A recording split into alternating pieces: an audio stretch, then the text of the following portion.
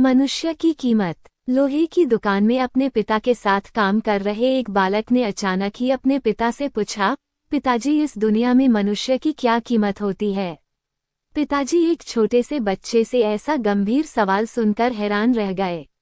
फिर वे बोले, बेटे, एक मनुष्य की कीमत आंकना बहुत मुश्किल है, वो तो अनमोल है। बालक, क्या सभी उतना ही कीमती और महत्वपूर्ण हैं? पिताजी, हाँ बेटे। बालक कुछ समझा नहीं। उसने फिर सवाल किया, तो फिर इस दुनिया में कोई गरीब तो कोई अमीर क्यों है?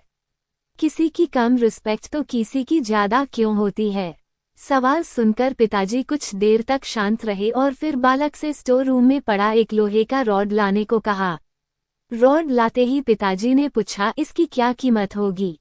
बालक, 200 रुपये। पिताजी, अगर मैं इसके बहुत से छोटे छठे कील बना दूं तो इसकी क्या कीमत हो जाएगी? बालक कुछ देर सोचकर बोला, तब तो ये और महंगा बिकेगा, लगभग 1000 रुपये का। पिताजी, अगर मैं इस लोहे से घड़ी के बहुत सारे स्प्रिंग बना दूं तो? बालक कुछ देर गणना करता रहा और फिर एकदम से उत्साहित होकर बोला, तब तो इसकी कीमत बहुत ज्यादा हो जाएगी।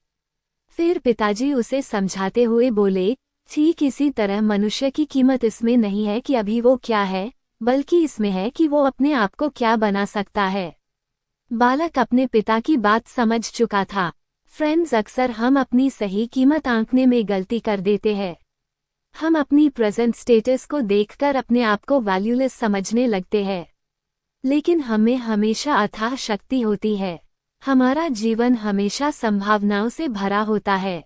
हमारी जीवन में कई बार स्थितियां अच्छी नहीं होती है, पर इससे हमारी वैल्यू कम नहीं होती है। मनुष्य के रूप में हमारा जन्म इस दुनिया में हुआ है, इसका मतलब है हम बहुत स्पेशल और इम्पोर्टेंट हैं। हमें हमेशा अपने आप को इम्प्रूव करते रहना चाहिए और अपनी सही कीमत प्राप्त करने की दिशा में बढ़ते रहना चाहिए। All the best.